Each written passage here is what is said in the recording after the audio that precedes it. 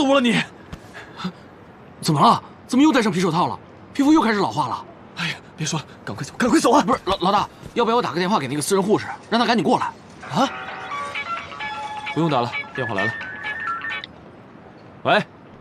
喂，你跑到哪儿去了？我到处找你，你知不知道严重老化会暴毙的，会暴毙的，你知道吗？好了，我知道了，我自己可以解决。谢谢你了，再见。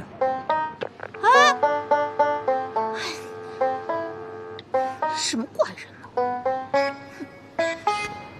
不是怎么回事？不就去了一次商场吗？到底发生什么了？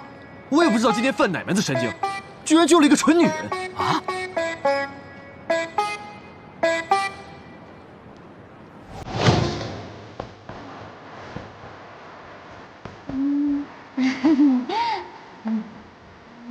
哎，你别流口水啊！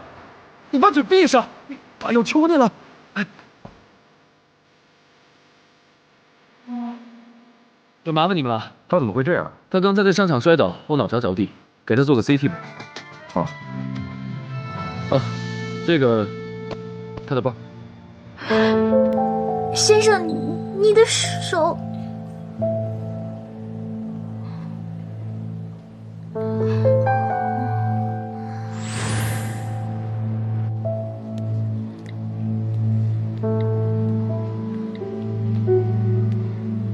怎么什么都没有啊？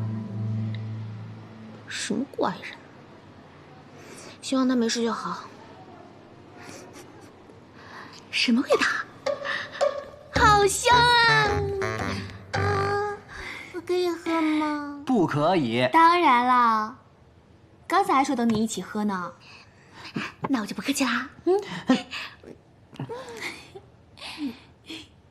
我知道这些都是你给冯峰准备的。 但是这么多，他一个人也喝不完。你以为他是水牛啊？我就是不知道冯峰喜欢喝哪种，所以让我爸爸拿手的都做了，让他尝尝看嘛。亲爱的，你可千万不能嫁给他。你要是嫁给他，天天都得喝汤进补，那不得水肿、脸肿、脚肿，全身都肿，一定会胖成一只猪的。别喝了。哎，切！你，我宁愿把自己喝肿，我也不能浪费水资源啊，对吧？好啦，这些都是黄辉和他爸爸的心意，麻烦你爸爸了，真不好意思，替我谢谢他，也谢谢你，真心的。你的真心我是。